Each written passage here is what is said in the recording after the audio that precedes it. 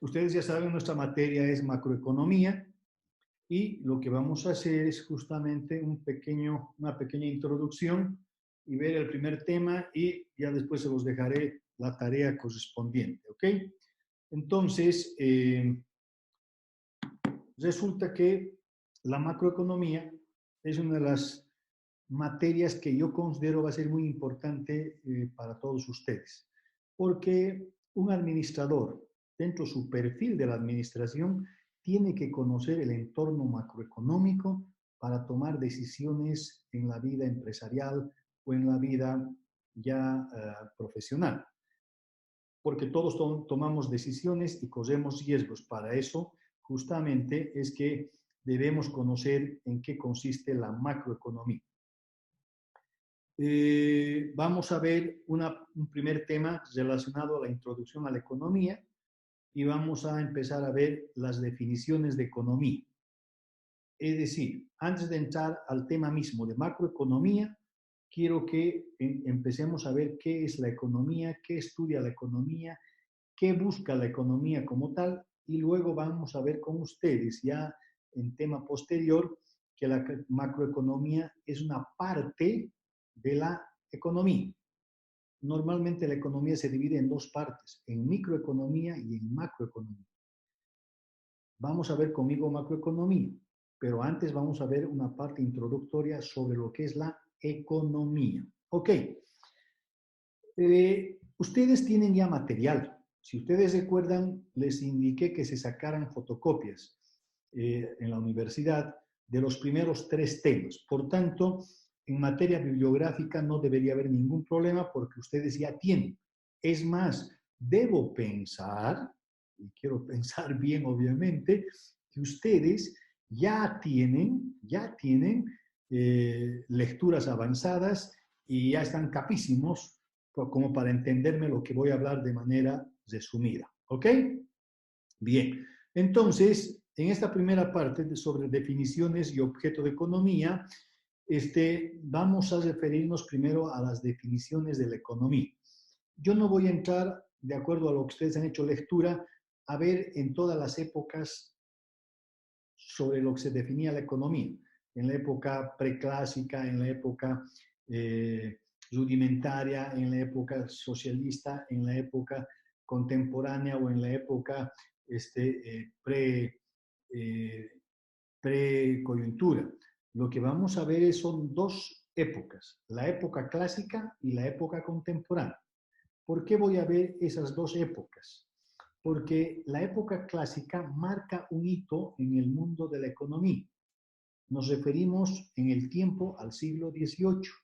El siglo XVIII es un siglo muy importante para la economía porque la economía pasa a ser considerada como una ciencia científica, entra en la formación científica. ¿Y por qué se dice que entra en una formación científica? Porque justamente, porque justamente en esta época, en el siglo XVIII, aparece la moneda como un instrumento de intercambio. Mediante la moneda se agiliza el intercambio de bienes y de servicios y eso hace que la economía en aquella época pueda crecer de manera sostenida. Eso fue un gran avance para la economía, tener una moneda de intercambio. Luego, la economía también tiene sus propias teorías, sus propias leyes, sus propios modelos, sus propios principios, lo cual hace que se pueda ser comprobado y demostrado. Eso le hace que sea una ciencia científica, porque todo se puede comprobar y se puede demostrar. Todo aquello que es efecto tiene una causa. Entonces, el siglo XVIII es considerado el siglo muy importante para la economía y por eso la conoce como la era de la razón o la época de la ilustración, porque fue lo mejor que le pasó a la economía. Y en esta época es conocido como los clásicos, donde existen grandes autores como Adam Smith y David Ricardo, quienes son los propulsores de la economía clásica. Más allá me voy a referir a ellos. Ahora bien, esta época del siglo XVIII hace que todos los autores de aquella época basen sus definiciones de la economía sobre 3 aspectos fundamentales. la creación, la distribución y el consumo. Estos son los tres elementos de acción que debería tener la economía en relación a una población. ¿Cuál es? Crear riqueza, distribuir riqueza y consumir riqueza. Si ustedes ven ahí, lo que nos están hablando en esta época clásica del siglo XVIII es que no había una pobreza marcada, sino más bien había gran abundancia de recursos naturales y poca población y poca necesidad, digamos. Por tanto, entonces, aquí lo que se hablaba es que la economía es la ciencia que debería preocuparse, o se la definía como una ciencia dedicada a la creación de la riqueza, a la distribución de la riqueza y al consumo de la riqueza. Entonces, está marcado por un ámbito más de prosperidad y de abundancia. La otra época que vamos a ver con ustedes es la época contemporánea. Esta es la que ya nos interesa a nosotros. Estamos hablando del siglo XIX, siglo XX, ¿no es cierto? En realidad siglo XX y ya entrando ahora al siglo XXI. 1900 para adelante ya se la considera como la época del siglo XX, que ya sería la época contemporánea. Este siglo de la época contemporánea marca dos hitos importantes en la humanidad, dos guerras mundiales. La Primera Guerra Mundial, la de 1914 hasta 1919, la Segunda Guerra Mundial, 1939 hasta 1945. Dos guerras mundiales en menos de media década, lo cual hizo que la economía quedase destruida. Nunca antes la economía había entrado en una época de recesión tan fuerte porque las empresas estaban dedicadas a producir material bélico para la guerra y no para el consumo y la satisfacción de la población. Entonces, cuando acabaron las guerras, la población estuvo en una situación de hambruna nunca antes vista, lo cual hace que justamente que en esta época contemporánea se vea que los recursos son escasos y las necesidades son ilimitadas.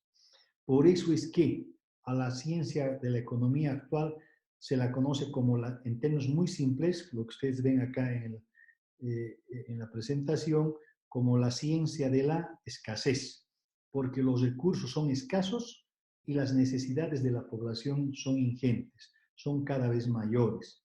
Por tanto, ahí hay un gran reto para la economía actual. ¿Qué hacer con las necesidades ilimitadas de la gente cuando los recursos son escasos?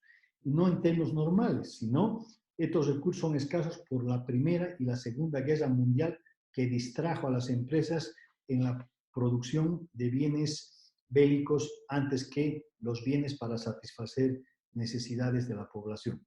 Entonces, más allá voy a hablar también, vamos a hablar de esto de la pandemia, cómo la pandemia afecta a la economía y algunos comparan como si estuviéramos en época de guerra.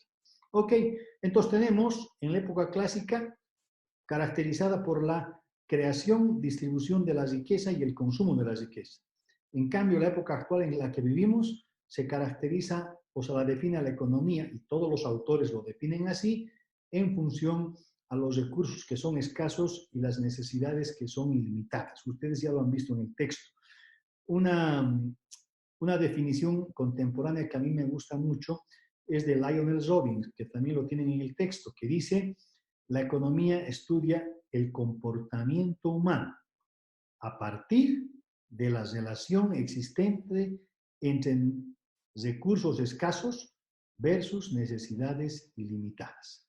Entonces está hablando de lo que acabo de explicarles, que los recursos son escasos y las necesidades de la gente son ilimitadas. Ahora bien, si esa es cómo se define la economía, ¿y qué es lo que persigue la economía? ¿Cuál es el objeto que tiene la economía? Y vamos a ver también en las dos épocas, en la época clásica y en la época contemporánea. Veamos primero la época de los clásicos. Si bien en la definición los clásicos, todos los clásicos, los autores de aquella época, sus definiciones basaban en la creación, distribución y consumo de la riqueza. En cuanto a el objeto de la economía, no hay esa misma uniformidad de criterio, sino más por el contrario, existe una, digamos, displicencia, una diferencia entre algunos autores. Por ejemplo, según Adam Smith, que es el primero que les estoy mostrando acá, según Adam Smith, está acá ya con las abreviaciones, según Adam Smith decía que la economía lo que busca es la creación de la riqueza. Lo que hay que hacer es, dice, crear riqueza. Nos hace falta crear más riqueza con la tecnología que tenemos, deberíamos generar más abundancia, más riqueza y por tanto satisfacer las necesidades de la población. Sin embargo, otro clásico, su compañero de aquella época, David Ricardo, tiene otra visión de lo que debería ser la economía. Él decía, no, lo que debería ser la economía es la distribución de la riqueza. Ese debería ser, dice, el objeto de la economía, la distribución de la riqueza y no la creación de la riqueza. ¿En qué se basa David Ricardo? ¿Por qué dice que la economía debía tener por objeto la distribución de la riqueza? En el hecho de que la riqueza ya está creada. Dios, la naturaleza, ya nos ha puesto riqueza y lo tenemos ahí a la mano. Por tanto, el objeto no es crear, sino cómo distribuir. Porque si se distribuye mal la riqueza, vamos a crear diferenciación entre pobres que tienen muy poco y ricos que tienen mucho. Es porque hay una mala distribución de la riqueza. Entonces, lo que hay que hacer, decía David Ricardo, es una adecuada distribución de la riqueza para evitar estas diferenciaciones en cuanto a su tenencia de la riqueza. Pero a eso se contraponía la idea de Adam Smith. Él decía, no, el problema no es distribuir la riqueza, el problema es crear la riqueza, porque no podemos distribuir lo que no hemos creado. Primero es lo primero, y lo primero es que debemos crear riqueza. Entonces, si ustedes se dan cuenta, ambos autores tienen razón. David Ricardo y otros decían, primero hay que crear. David Ricardo y otros decían, no, ya está creado, lo que hay que hacer es una buena distribución. Entonces, unos iban con la creación y otros iban con la distribución. Y así fue la época de los clásicos en cuanto al objeto de la economía. En lo que nos interesa, la época contemporánea, en cambio, es muy diferente. No se habla de un solo objetivo, sino más bien de un doble objetivo a la vez. Y dice, en la época contemporánea, se debe buscar un doble objetivo. ¿Cuál es? El desarrollo y la distribución. No podemos pelearnos solamente en quedarnos en el desarrollo o solamente conformarnos con la distribución. El problema del mundo contemporáneo es que necesitamos desarrollar la economía y a su vez distribuir mejor la riqueza producida en la economía. Entonces, lo que ustedes pueden observar, a diferencia del anterior, es que en la actualidad no solo hablamos de un objeto de la economía, sino de un doble objeto, de un doble objetivo, desarrollo y distribución. Para alcanzar el desarrollo, ¿qué debemos hacer? Tener un buen aparato productivo, realizar muchas inversiones y poner en marcha todo el aparato productivo para crear más riqueza, para crear mayor producción y generar cada vez más y más producción de calidad con productividad para ser competitivos en el mercado. ¿Esto qué implica? Utilizar muchos recursos humanos, muchos recursos económicos, recursos financieros, recursos tecnológicos, etcétera, etcétera, etcétera, los factores de producción. Por tanto, una vez que hemos logrado crear riqueza, valor, debemos también distribuir de manera más equitativa, de manera más racional posible. No digo más igualitaria, porque es difícil, casi imposible pensar que vamos a distribuir la riqueza de forma igualitaria para todos los hombres de este país o todas las mujeres de este país. Lo que sí debemos buscar es cuál es lo más racional, lo más equitativo dentro de lo posible. ¿Ok? Bien, entonces, Si ustedes ven estas dos épocas, entre los clásicos y los contemporáneos, hay gran diferencia. En la época del siglo XVIII, que son los clásicos, solo se hablaba de crear riqueza, distribuir riqueza, consumir riqueza. En la época contemporánea, la economía se define como una ciencia de la escasez y se busca un doble objetivo, el desarrollo y la distribución. ¿Qué quiere decir? Tareas muy complejas que tienen que realizar los economistas, los gobiernos, las empresas para crear desarrollo y distribución. Que esto como palabra puede ser muy bonito, pero es muy difícil, más no imposible, obviamente, el poder lograrlos. Entonces, ahí está la definición de economía y objeto de economía. Aquí viene a hacerse una pregunta, podemos hacernos una pregunta. ¿Existe alguna relación entre definición y objeto de economía? Sí, existe. ¿Dónde está la relación? Vamos a ver. En la época de los clásicos, la definición de economía decía creación, distribución y consumo de la riqueza. ¿Cuál era el objeto de la economía clásica? Creación de la riqueza, distribución de la riqueza. Es decir, hasta las mismas palabras son iguales. Por tanto, hay una estrecha relación entre lo que es la definición de economía y lo que la economía busca alcanzar.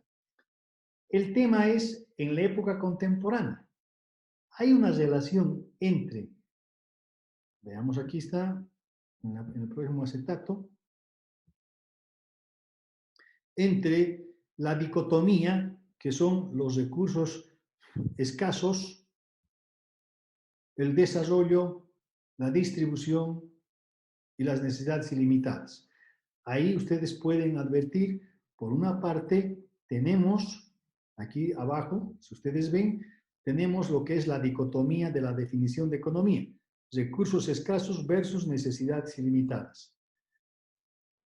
El objeto de la economía contemporánea, el desarrollo y la distribución.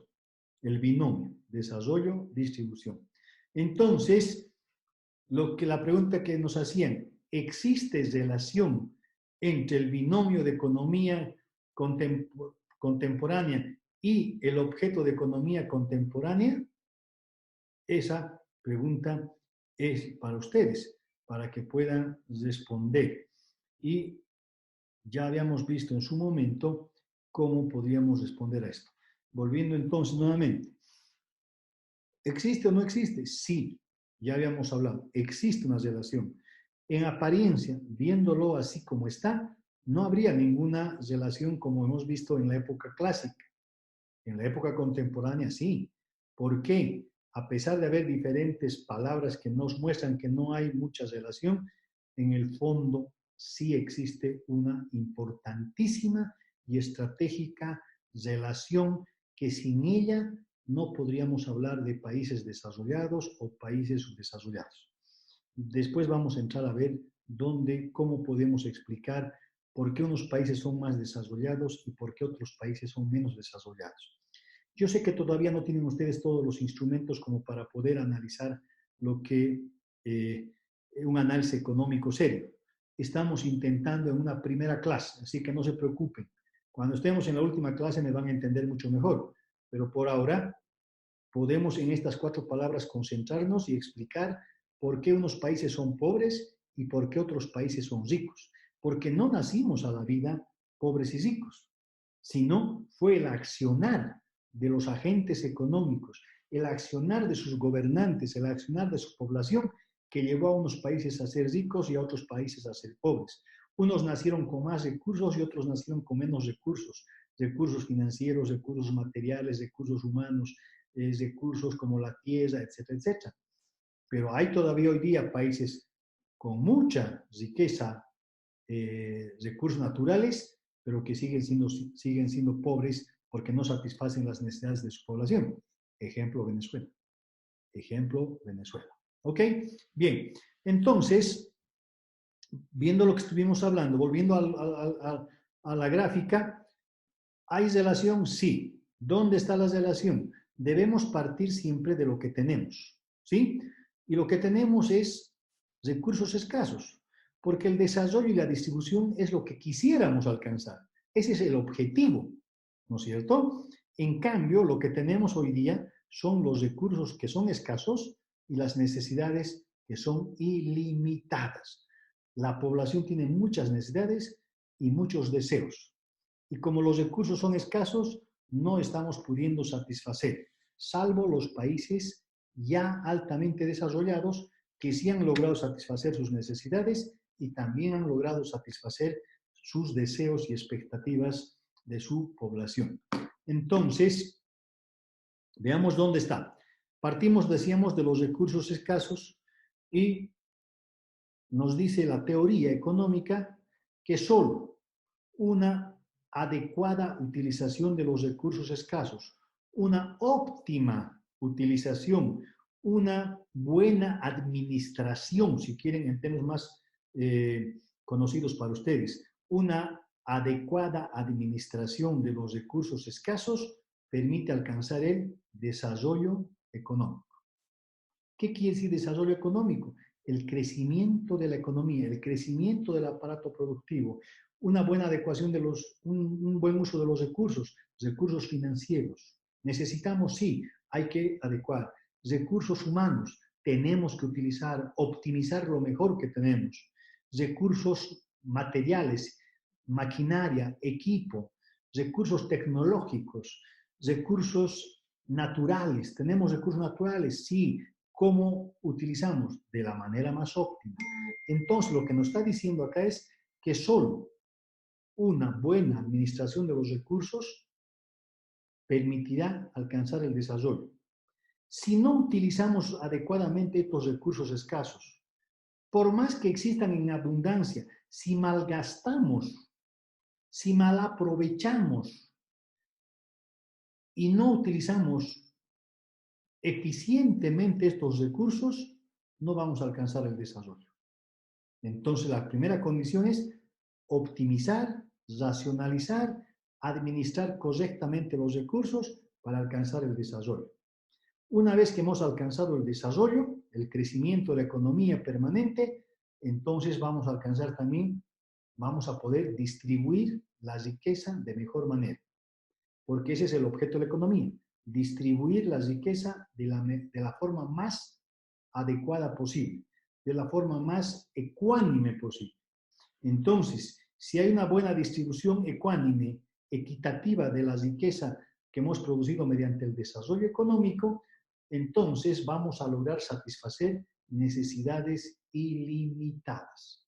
Si satisfacemos la necesidad de las familias, las personas, las familias en ese país van a estar contentas y van a estar felices, por lo cual se van a sentir mucho más motivados para seguir produciendo más y mucho mejor, y eso hace que la economía cada vez siga creciendo, haciendo que ese país pueda alcanzar el desarrollo económico. No hacer aquello, es posible que nos quedemos solamente en la situación de un país de pobreza y miseria. Por eso hay países pobres y por eso hay países ricos. Los países ricos son aquellos o desarrollados o países de la órbita central, como llamamos, llámese Estados Unidos, los países europeos, ahora la China, Rusia, Francia, Inglaterra, Alemania, etcétera, países ricos, Japón, Corea del Sur, lo que han hecho es, han utilizado adecuadamente sus recursos y hoy son países altamente desarrollados. Y como además distribuyen de la mejor manera su riqueza, están logrando satisfacer necesidades ilimitadas, unos más que otros. En cambio, los países pobres, los países subdesarrollados, no han utilizado sus recursos escasos, aunque muchas veces no solo son escasos, tienen en abundancia recursos, especialmente recursos naturales, sin embargo, no han logrado alcanzar un desarrollo económico, no han distribuido bien su riqueza, hay poca población con mucha riqueza y mucha población con poca riqueza. Por tanto, no hemos satisfecho las necesidades y cuando no satisfaces las necesidades existen problemas sociales, problemas económicos que derivan en ¿qué? Estos problemas económicos sociales, en problemas, por ejemplo, de manifestaciones, huelgas, paros y eso no contribuye al crecimiento económico. Más bien, no se vuelve un estorbo y un bloqueo al crecimiento económico. Por tanto, entonces, en resumen, podríamos decir que existe una estrecha relación entre lo que es la dicotomía de recursos escasos, necesidades limitadas, versus los objetos de la economía, desarrollo, distribución. Hasta aquí podemos concluir este primer tema que quería avanzar, que hemos avanzado con ustedes, por si acaso les recuerdo, pero que quería obviamente repetirlo para que todos conozcan y todos tengan. Hoy vamos a entrar directamente ya a ver la parte de lo que significa el segundo tema de las fotocopias que ustedes tienen. ¿Ok? Entonces vamos a ver aquí, es donde vamos a empezar con ustedes con relación al enfoque de la moderna economía. Ok, entonces, en este segundo tema vamos a tratar de ver hasta qué punto la economía es una ciencia autónoma y hasta qué punto también la economía depende de otras ciencias. Y finalmente, si es que depende de otras ciencias, ¿cuál es el nivel de relación de la economía con estas diferentes ciencias? Entonces, ese va a ser el objetivo que tengamos en esta clase. Luz, ¿me estás viendo vos? Yo te veo a ti. ¿Me puedes, Marcelo? Marcelo, ¿me puedes dar tu ok si están oyendo bien?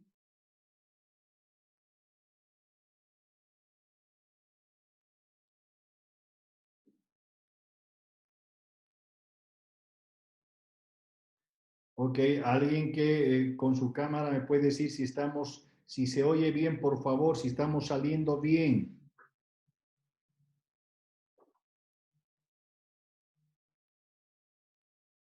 O también por chat.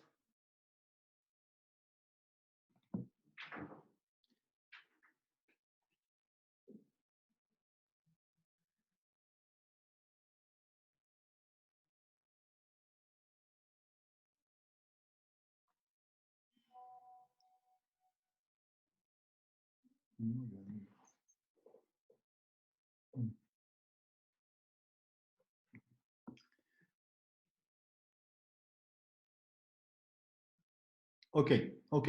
Acabo de ver los chats y sí me indican que están oyendo perfectamente. Entonces vamos a continuar. Ok.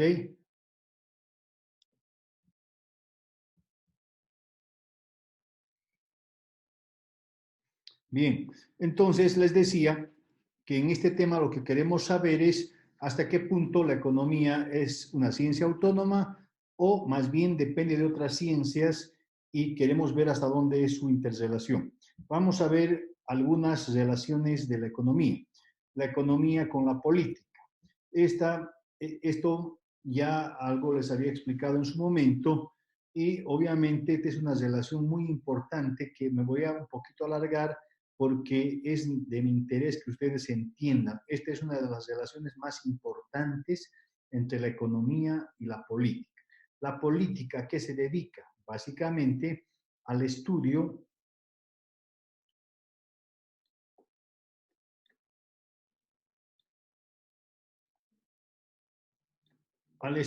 dice, de la organización del Estado.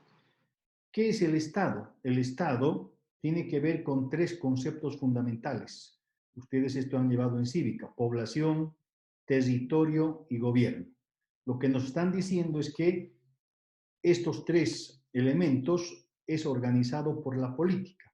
La población, el territorio, políticamente está dividido en departamentos, en provincias, en cantones.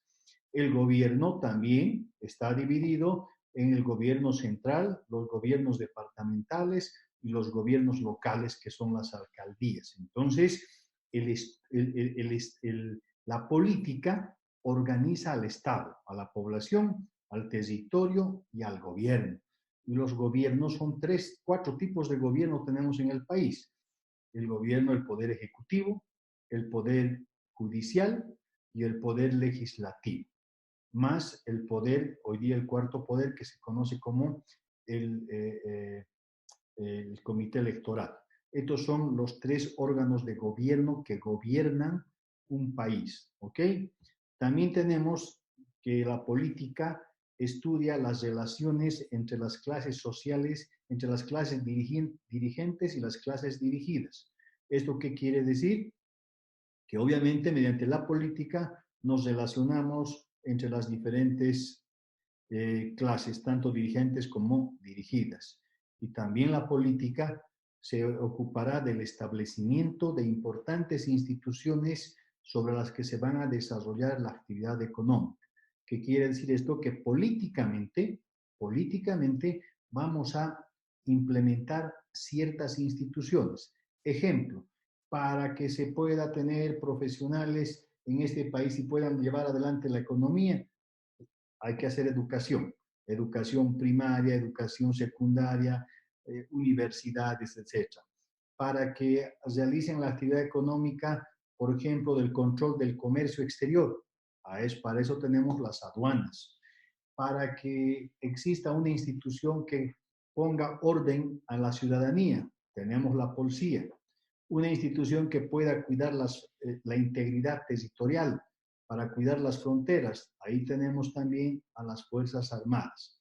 Entonces, políticamente se establecen y se han creado instituciones para un buen andamiaje de la economía o de la política, ¿ok? Por tanto, ¿qué podemos decir entonces? Que la organización política y la organización económica se vuelven interdependientes en su relación secular. Es decir, hay una relación totalmente imbricada. Cuando decimos relación secular, nos estamos refiriendo a que la política y la economía ambas van juntas. Y esto lo vamos a ver acá. Esta relación de interdependencia se puede observar en lo coyuntural. Y dice que la inestabilidad política conduce a inestabilidad económica. Y si quieren al revés, o también en palabras más bien de estabilidad, la estabilidad política va a conducir a la estabilidad económica, ¿ok? Y dicho de otro modo, la estabilidad económica, el desarrollo económico, si se da en un país, esto también va a permitir alcanzar la estabilidad del poder político, ¿ok? Entonces, aquí está la importancia de la relación entre la economía y la política, ¿ok? ¿Cuándo hay inestabilidad política? Cuando los gobiernos no son estables. Bolivia, en promedio, tiene desde el 1952 hasta 1900, hasta ahora, hasta el 2000 que estamos viviendo, 2020, aproximadamente cada gobierno ha durado 2.5 años en el gobierno. Eso no es estabilidad política, eso se llama inestabilidad política. En Bolivia tenemos muchos golpes de Estado, no se mantiene un Estado normal, la política es muy inestable. Y cuando hay inestabilidad política, también hay inestabilidad económica. Cuando hay muchos paros, muchos bloqueos, etc., eso muestra también la inestabilidad social y la inestabilidad política, lo cual conduce a que exista inestabilidad económica. No se puede hacer actividad económica cuando hay inestabilidad, ¿ok? Pero si se genera una estabilidad económica, como ustedes ven en la segunda parte acá, si hay estabilidad económica y hay desarrollo económico, eso también estabiliza los centros del poder político. ¿Qué quiere decir? Que los gobiernos, de alguna manera, cuando han llegado a establecer una buena economía, estos son respaldados por el voto popular y son nuevamente elegidos. Por eso, a veces en nuestra Constitución ha habido gobiernos que se han reelegido. La Constitución permite una sola reelección. Si tú has hecho una buena gestión, puedes ser reelecto por una segunda gestión. Y después de una segunda gestión, debes descansar dando paso a otros candidatos. Que eso es lo que ha creado el problema de inestabilidad política en Bolivia, porque el anterior gobierno no respetó la Constitución y quiso ser reelecto por tercera y cuarta vez, lo cual condujo a lo que ya sabemos hoy día. Es decir, se dejó sin efecto las elecciones anteriores y hoy día tenemos un gobierno transitorio. ¿Ok? Entonces, aquí lo que queremos ver es la importancia de la política y su relación con la economía. No puede haber estabilidad económica si no hay estabilidad política. ¿Cuál es primero? La estabilidad política. Si estabilizamos la política, podemos pensar en una estabilidad económica.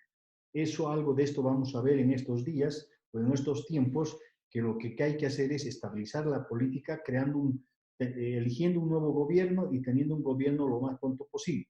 Pero problemas de salud como es la pandemia no está permitiendo realizar la actividad política, porque es obvio, ¿qué es primero, lo político o la salud? La salud. Primero cuidaremos nuestra salud y después vamos a elegir y después vamos a solucionar la economía. ¿Ok? Entonces ahí está su relación importante de la economía con la política. Veamos una segunda relación, la economía y la sociología. Esto es interesante porque la sociología, ¿qué es lo que estudia? La sociología estudia el comportamiento de las clases sociales, tanto a nivel de grupos como a nivel de individuos. Lo que aquí queremos ver es cómo se comportan los agentes económicos, cómo se comportan los individuos y cómo se comporta la sociedad. De este comportamiento dependerá para lograr satisfacer las necesidades de una población. Y ustedes saben que ese es nuestro anhelo de la economía. Por tanto, ¿dónde está la relación, por tanto, con la economía? Pues la economía lo que busca para alcanzar el desarrollo económico y la estabilidad económica es aplicar políticas económicas. El próximo tema vamos a hablar de esto, por si acaso, así que no se preocupen.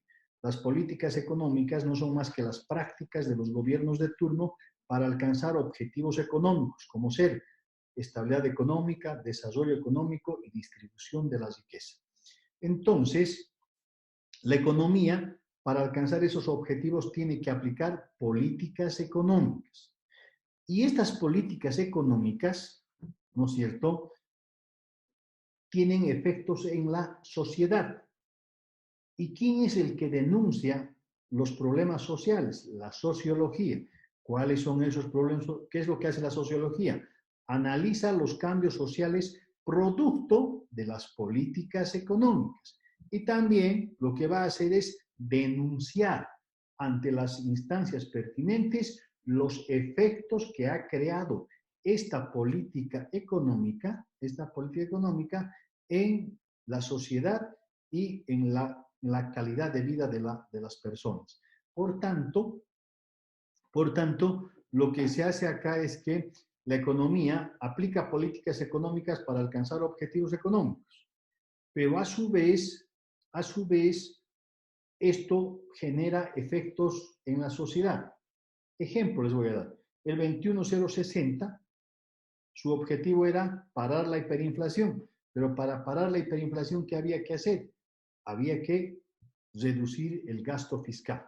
¿Y eso qué generó? Mayor desempleo y reducción en algunos casos incluso de salarios, lo cual generó mucho desempleo y mucha gente estuvo en la calle. Por tanto, socialmente hubo muchos efectos en la economía, como ser, por ejemplo, mayor deserción escolar, mayor drogadicción, mayor alcoholismo, mucha gente que no podía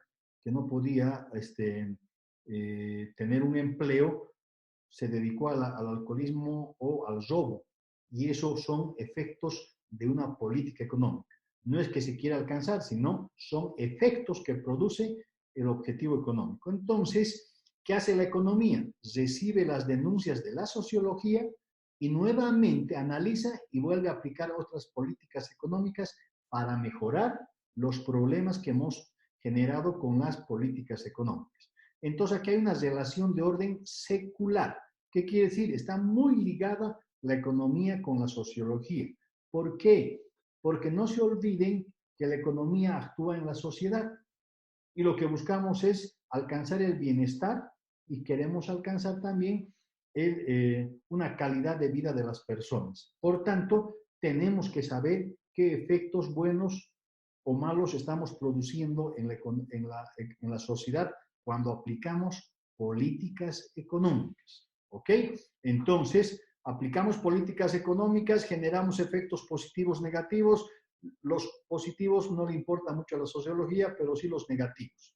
Estos son analizados y denunciados hacia la sociedad y la economía recoge esta información, vuelve a procesarla y vuelve a buscar soluciones a esos problemas. Y este es un tema cíclico, permanente, hasta poder satisfacer las necesidades de la población. Ahí está su relación entre la economía y la sociología.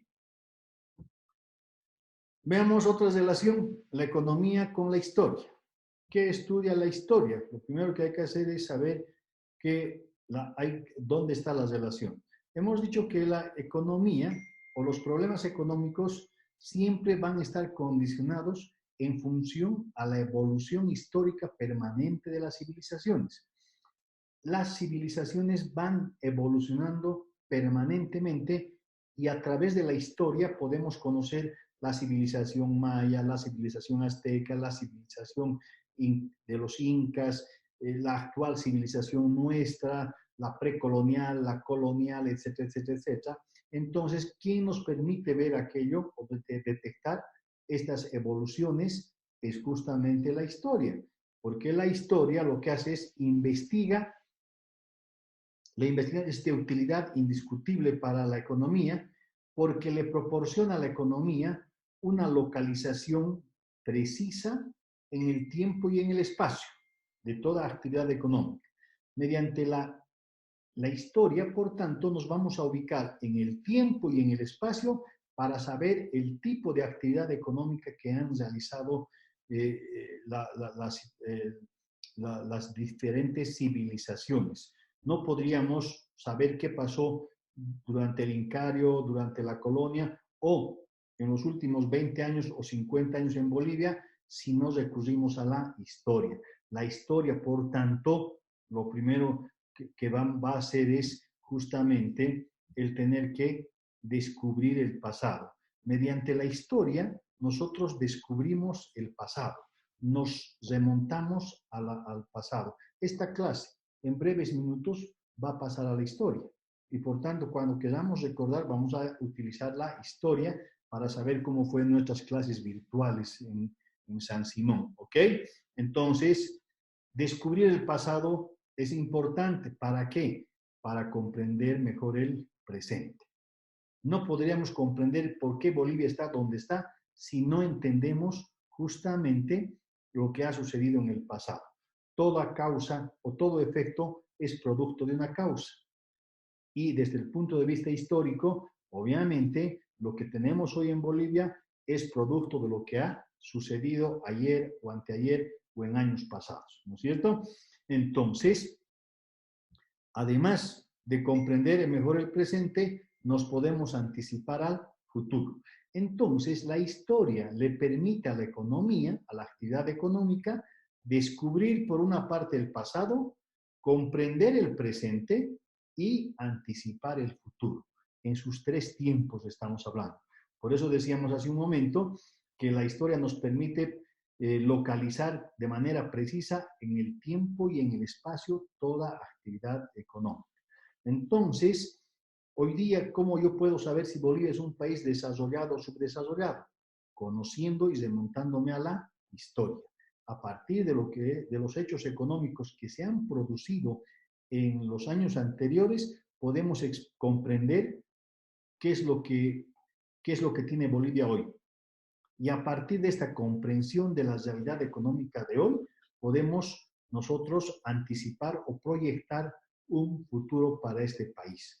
¿De qué dependerá esto? De las buenas relaciones que tengamos entre la economía y la política, la sociología, la economía, etcétera, etcétera, como vamos a ir viendo más allá. Entonces, aquí hay una relación muy importante entre la economía y la historia. Veamos otra relación. Una cuarta relación entre la economía y la geografía. La geografía anteriormente se ocupaba de dos cosas muy simples, digamos, de los antecedentes geomorfológicos y de los fenómenos climatológicos. Es decir, mediante la geografía podíamos saber si va a haber muchas lluvias, pocas lluvias, va a haber sequía, va a haber exceso de heladas, va a haber tormentas, etcétera, etcétera. Es la geografía que nos permitía conocer estos fenómenos climatológicos y los accidentes geomorfológicos como la composición de las montañas, los sellos, etcétera.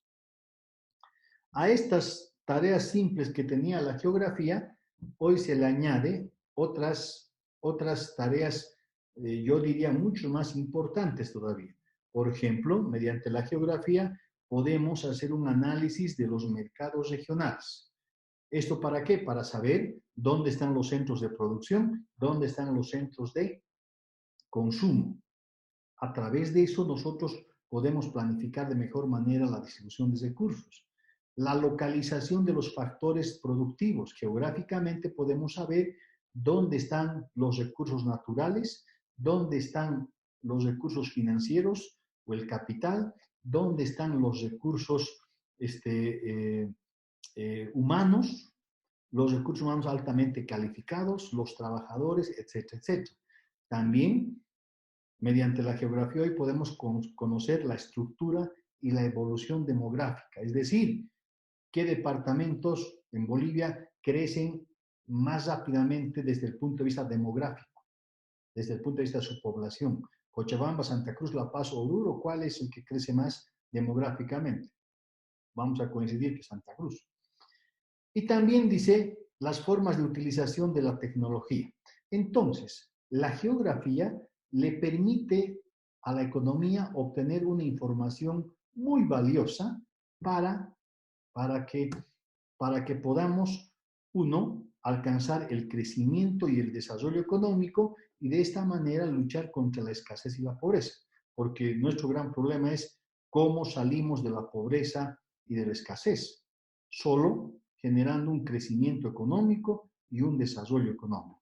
¿Y esto cómo se logra? Mediante una planificación, la organización posterior y su distribución de los factores de producción de manera óptima. Eso también ya se los he explicado en esa relación del objeto y la definición de economía. Entonces, si ustedes se ven que la economía, para poder optimizar sus recursos que tiene dentro de los factores de producción, tierra, capital, trabajo, debe planificar, organizar y distribuir de la mejor manera para de esta manera poder alcanzar el crecimiento y desarrollo económico, que es nuestro gran objetivo. Pero ¿cómo se hace eso? A través de la información que nos va a proporcionar la geografía hoy. Ahí está su gran importancia de aporte de la geografía a la economía. Luego tenemos la economía y el derecho. Esta es una importante relación porque la economía, por una parte, la actividad económica tiene tres sujetos: los individuos, las empresas y el gobierno.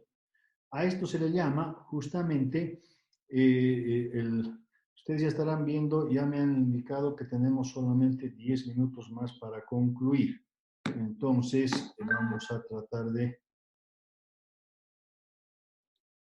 continuar. Ok, la economía tiene por sujetos económicos a los individuos, a las empresas y al gobierno.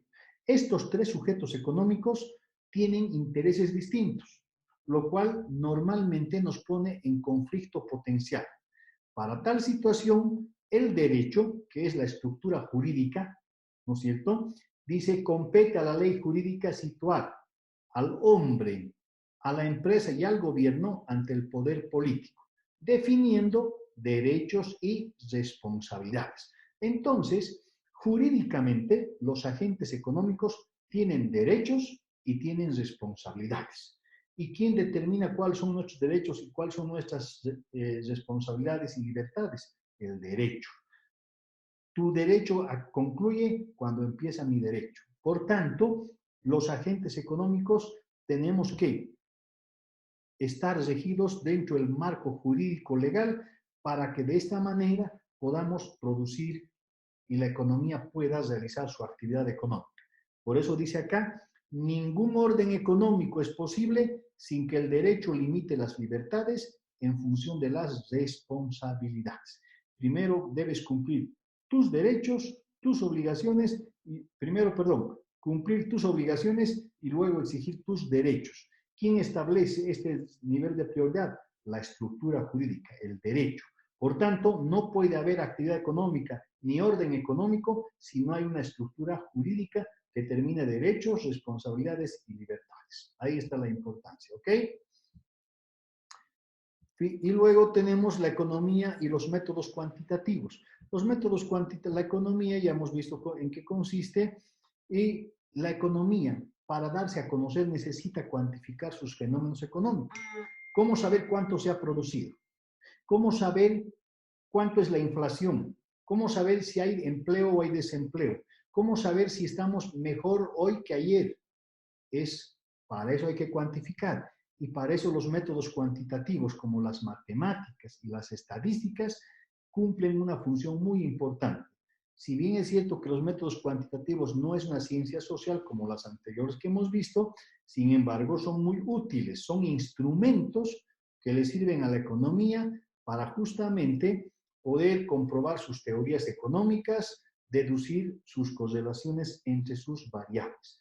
Entonces, mediante los métodos cuantitativos, mediante las matemáticas, mediante las estadísticas, la economía puede cuantificar su situación en la coyuntura respecto a la producción, respecto a la inflación, respecto al desempleo, respecto al crecimiento económico, al desarrollo económico, y en base a ello, y en base a las observaciones estadísticas, poder hacer las mejoras correspondientes. Ahí hay una importante relación también.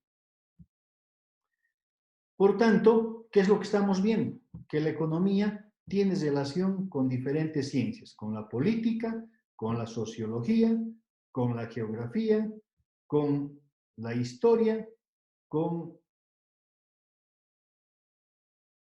el derecho, con los métodos cuantitativos y hoy día también podríamos decir con el medio ambiente. Por tanto, la economía se relaciona con una gama grande de otras ciencias que son muy importantes y nada más mentir, y esto no podríamos desmentir porque hoy día la economía sí requiere de varias ciencias para su mejor comprensión. A manera de conclusión de este tema, podríamos decir que la economía sigue siendo autónoma porque tiene sus propias teorías, leyes, principios y modelos. Dos, lo que ha cambiado de la economía hoy a lo de ayer es su enfoque, de un enfoque aislacionista hacia un enfoque multidisciplinario. Y también podríamos concluir que hoy más que nunca no es posible separar los fenómenos esencialmente económicos de los extraeconómicos, de los que les acabo de hablar.